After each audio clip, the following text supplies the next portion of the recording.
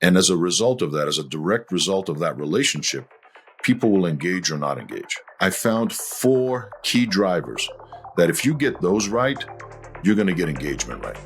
And it's going to make the biggest difference for your business. Welcome to Start With a Win, where we unpack leadership, personal growth and development, and how to build a better business. Let's go. What does it take to build a culture of commitment and performance in your organization? Today, we talk about that on Start With a Win. Coming to you from Area 15 Ventures and Start With a Win headquarters, it's Adam Contos with Start With a Win. We're joined by Konstantinos Apostolopoulos, otherwise known as Coach Kon, the founder and CEO of Fresh Biz Solutions. He's been transforming workplaces with his cutting-edge talent management strategies. Known for his best-selling book, The Engagement Blueprint, Kon's insights are giving companies the competitive edge they need. With years of experience as a consultant and award-winning coach, he's here to share how you can improve resilience and performance within your teams. Get ready for some actionable wisdom from a true expert in human capital management. Coach Kon, welcome to Start With a Win. So good to be here with you, Adams. Awesome. And for our listeners, we've got 2 Greek boys here having a nice conversation about employee engagement, one of my favorite topics. Coach Kon, as you are known, and by the way, one of the top soccer coaches as well. Congratulations on that. We really appreciate all you do for business. Tell us, how did you get into working on employee engagement and helping businesses find their way? Well, that's an interesting topic, and thank you for the question. I want to start off a little bit more lighthearted. You mentioned the 2 Greek boys here. It's funny, most people think that when 2 Greeks get together, the first thing they do is open a restaurant. I'm hoping that we're going to expand on that a little bit and kind of get into a little bit broader business stuff, although it does impact the restaurant business. Right. As far as engagement goes, for the last 3 decades, I have been involved with one way or another in developing leaders, helping organizations build resilience, raise performance. And so much of that is impacted by the level of engagement that people feel towards their work. And post-pandemic, coming out of that whole great pause, if you will, and going into the period after that where we started getting impacted by the Great Resignation. People are leaving in droves in the millions from their work, unsatisfied by what's happening or the way that things were handled. Many of them leaving and going not sure where. Just leaving and just trying to find something alternative. Everybody was looking at the headlines of the millions of resignations that were happening or the firings or whatever else, the quiet quitting. To me, it's almost like if you stare at the campfire, it's hard to see everything else around it. You get blinded by the brightness of that. And the headlines are kind of like that campfire. To me, I started looking at the periphery around that. If you look either side of that and you start looking a little bit deeper, you realize that there's been some alarming trends as far as disengagement dropping. And for the first time in over 10 years around the pandemic, right after that, engagement dropped. It took a different turn. It was rising up steadily. And then all of a sudden it started dropping. And so to me, that was a big question that I needed to answer. I also combined that with the fact that the companies that I've been working with were impacted either not at all or very minimally by a lot of this Great Resignation. If anything, they became a beacon for a lot of those disenfranchised and disengaged employees that were looking for something better. So to me, those 2 points became a fascination for me, and I researched. So I spent about 18 months researching the topic, looking into things, talking to smart people and global CEOs and leaders, and trying to find out, are there trends? Are there other points of reference between big companies, small companies, the industries, et cetera, et cetera. And what I found is the issues are global. The challenges that we face when it comes to engagement are global. If anything, they're a lot worse outside. If we think that it's bad here, having only 1 in 3 people really saying that they are engaged at work, across the globe, it's closer to 1 in 5.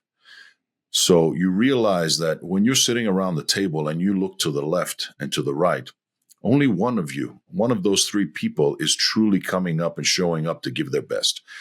The rest are either there to kind of make do with what they've got, get through the day, or some are actually so unhappy with things that they're actually trying to sabotage actively. It's That's incredible. I'm sorry, keep going. Yeah, and people think that engagement is one of those fluffy things. They think it's one of those soft things. They get a paycheck, don't they? I mean, you hear a lot of the old school people, or a lot of our audience that might be small business owners that work hard. They're motivated to work hard, and they put their life and soul into things.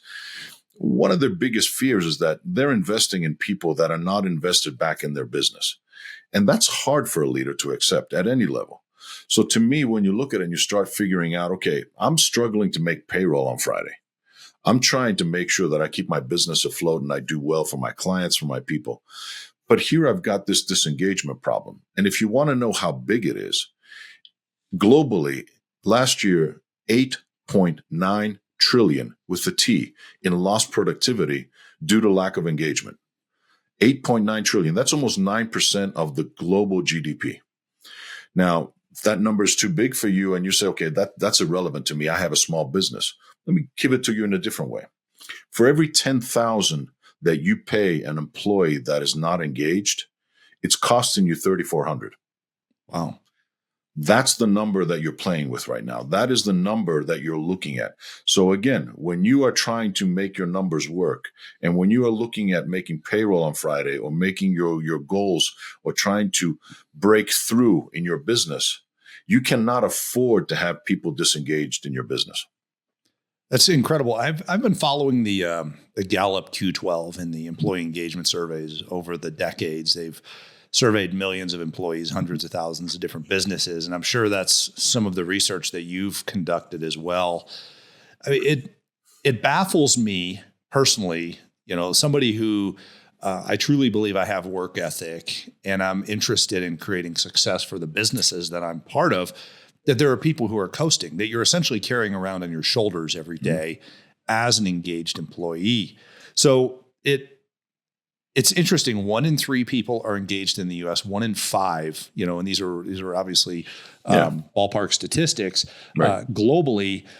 How do we run a small business, in your opinion, if we have 5 to 10 employees, and out of that 5 to 10, we only have 2 to 3 that are engaged? Is that possible? It is, in the sense that when you have a small business, the impact that you have directly with your employees is so much stronger.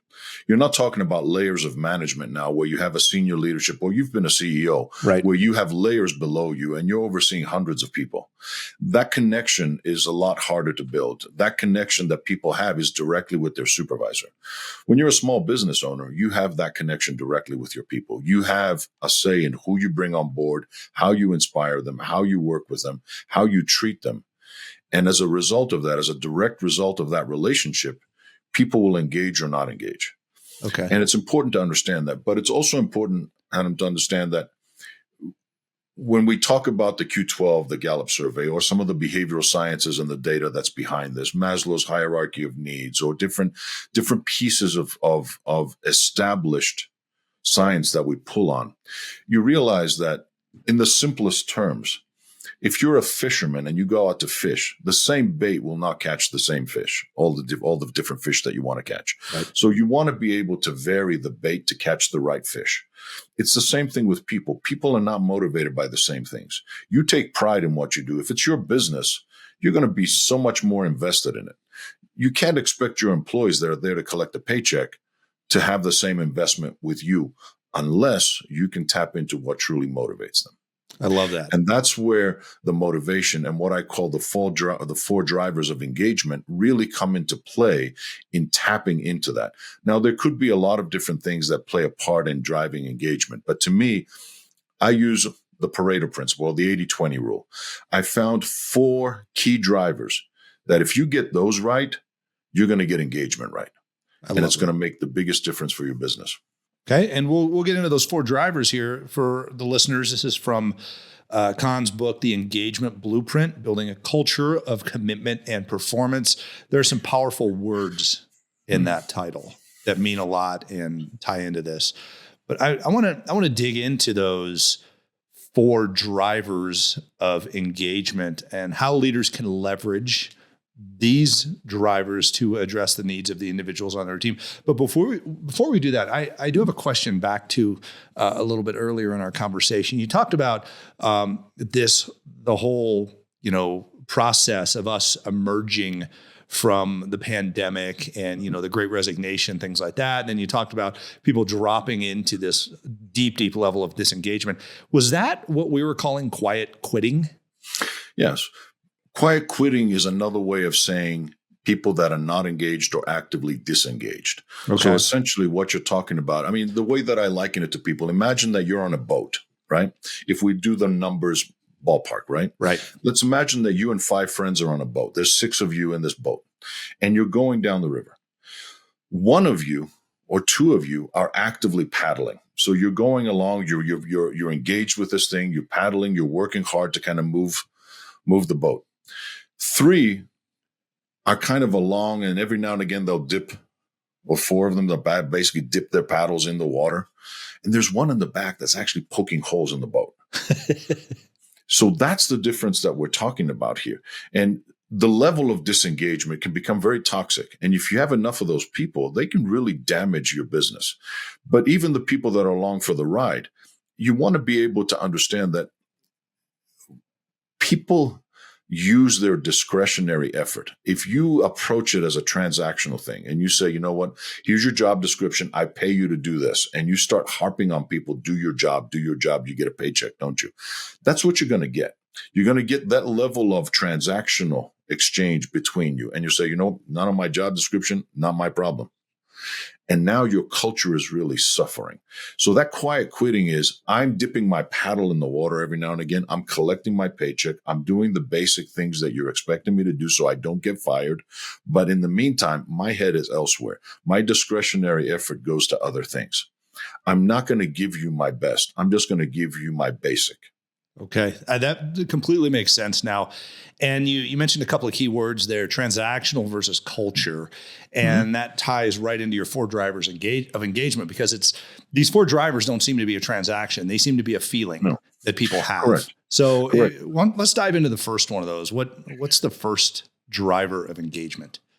Well, the first driver that I identify in the book, and to me is so important, is the need we all have to feel valued. We all want to be valued as people, as workers, as members of a team. Feeling valued is an essential part of who we are, being appreciated. And there are simple things that really don't cost anything that leaders can do. When you look at it, first and foremost, create a safe environment. Now, some jobs, like I work with the construction industry a lot, for example, safety is baked into it. You've been in workplaces with SWAT, with law enforcement, with other areas where safety is baked into the culture and the way you do things. But there's more than just the physical safety. That's just the basic thing. I mean, nobody wants to show up at work and not go home in one piece. I mean, that's hard to engage people if that's the case. But you want to be able to be in a situation where you create psychological safety as well, right? Where people don't feel like they're constantly threatened and on edge and walking on eggshells. So create a safe environment for people to operate in. Create an environment where people feel welcome and belong, where they can bring their whole self to work, and so they can bring their best self to work. Create an environment where people feel, for example, that they are appreciated. A thank you goes so far. And the kind of recognition that not just a thank you, but a thank you specifically reinforce the behaviors that you want to see. If you're in a situation and you like what somebody is doing, recognize that. Say, thank you. This is what I appreciate about what you just did. I really appreciate the fact that you're asking some really pointed questions at them, and it helps us have a great conversation. What do you think I'm going to get more of? More of that. Because I'm catching them doing the right thing. Right. And so ultimately, these are simple things that we can do at any given time. And ultimately, the last piece to show people you value them, time. Give them your attention. Even if you have 5 minutes a day, be there for 5 minutes. Stop checking your phone. Stop checking the email. Stop looking around at other things. Make the eye contact. Be present in those moments with people, and they will feel valued. So those are 4 or 5 simple things that you can do now as a leader to really show people that you value them. So powerful. I mean, it even goes back to, the Dale Carnegie book, How to Win Friends and Influence People. Yep. Two things we can't give ourselves that we need the most are personal attention and appreciation. That's exactly somebody feeling valued. Correct. That's exactly right. And when we talk about the drivers, I mean, I want to make sure people understand these things are not just workers' needs. These are human needs. Right. These transcend workplace and they go into our lives in general. And try it with your kids, with your family, with your spouse, with your partners. You realize that when people feel valued, they come to the table very differently. Yes, certainly. All right, let's get into the second driver. I really like this one. Yeah. So the next driver is feeling connected. I mean, we all want to feel connected. We're tribal creatures. I mean, you see that in a situation where you show up at a ballpark, at a stadium, and you're wearing the same jersey as half the stadium or more. You automatically feel a connection to these people. You bump into somebody that went to the same alma mater, grew up in the same neighborhood. You have connection, and that's a powerful thing. You and I started the conversation, the fact that we're both Greek boys, and we have a shared history, a shared culture that we can draw back on. We feel an instant connection to people. And we strive for that. The things that are the same, similar about us, connect us. And that's what you want in a team. When you're building a high-performing team, you need to build those connections. First of all, between you as the leader and each one of the members of your team, you create that strong connection with each other. But if you think of it like a wagon wheel, like a wheel with a hub and spoke, if you are the hub as the leader, kind of connecting each one of those spokes out to one of your people, the wheel will only turn once you start connecting all of the outside rim. So build the strong connections between you and each one of your team members, and then encourage them to build that connection between each other. And you do that by establishing certain ground rules, if you will, the way that we operate, the values that we bring, the vision that we share, the goals that connect us from that piece. And when people realize that I can be successful for myself and the team, and I have this shared journey that we're going on, that creates team spirit. That creates connection, because now I can strive for myself, but I can also strive for the person next to me. The strongest teams are always the ones that are not just doing the same kind of work next to each other, but truly care about each other. There's that connection between the leader and each person and the team between themselves. You've been part of that. That's how it works. And at any given moment, any one of those people can become the leader in the circumstances, in the situation that we have, because they might be the one that holds the answers. And that's the power of building a strong team and the connection that we all need to feel successful. You want to know that I'm going to a place where there are people that I'm connected to. I'm going to a place that I feel good about. It's my tribe. It's my people. So good. I love that. It's, if we're connected, we're not going to work. We're going to be with people. Correct. So, big difference there. So let's jump into the third one here. And this one is absolutely necessary because, we've got busy versus productive going on in so many work environments. So I'll give it away to everybody here. It's the need to feel productive. Why did you put that in here? Because when you think about engagement, all you have to do is look at the eyes of a volunteer. When people feel like they're contributing, like they're making a difference, they will give you their best. And it's not about the money. People that volunteer to do something important to them, they don't do it for the money. They do it for the contribution.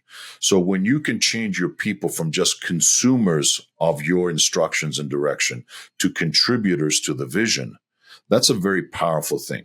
People want to know that when I show up at work, I'm not just staying busy. I'm not just one foot in front of the other doing the same thing. That gets really old really fast. People want to know what they're doing. And when you create that parallel between connection and productivity, you realize that people want to be part of something bigger. I mean, when in my classes, in my workshops, or when I speak about this in keynotes, I explain to people, think about a group photo that we just took. If we were all together at the end of this session and take a group photo, and then I hand you the photo a few days later, what's the first thing you're going to do? Look for yourself. Well, most people will look for themselves, right? Yep. Where am I in this picture? Where do I fit in? And that's the question that we need to answer to people. Your work, even the most basic work, I have you sweeping a floor. I have you putting staples in papers and connecting them. I have you doing data entry. That has a purpose. What is the purpose? Connect the dots for people so they understand that the inputs that they do here has an output that has a bigger impact on everybody. The quality of the data that you input, the accuracy, the speed makes a difference in how we respond to our customers and everything else. The fact that you swept the floor saved us from an accident and somebody getting hurt. These are things that people understand and bring greater value. They want to know that they are contributing, that they are being productive. I show up to work. I earned the right to feel the dignity of a day's work and contribution. I love this. And I mean, just thinking through these first three drivers of engagement, we're climbing Maslow's hierarchy of needs as we progress through these.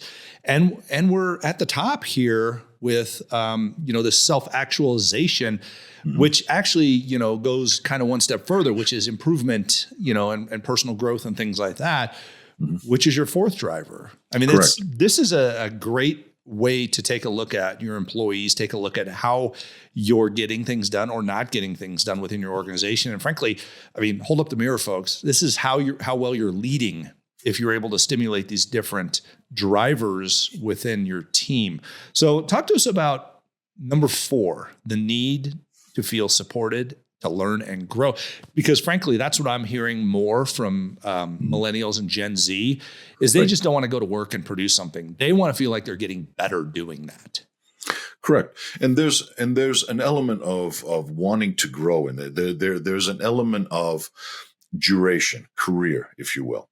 If I go to work and I'm capped out, I'm never going to change my title. I'm never going to learn anything new. I'm never going to grow.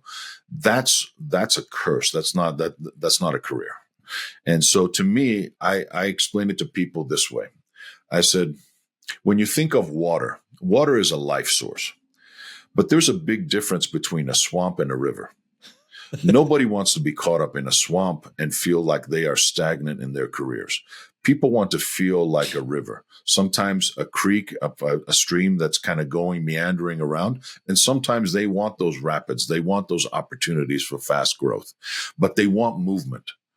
People don't want stagnation. When you are trying to engage people at your job, show them is there a career path? Is there a growth opportunity? Is there something they can learn to get better? Even if you have a small operation, there are a ton of things that people can be learning and constantly being challenged in the way that they do things, in the way that they think. If there's a path to ownership, if there's a path to career advancement, communicate that, talk to people about that, share that with them. Even if you don't have room vertically, you may have room horizontally.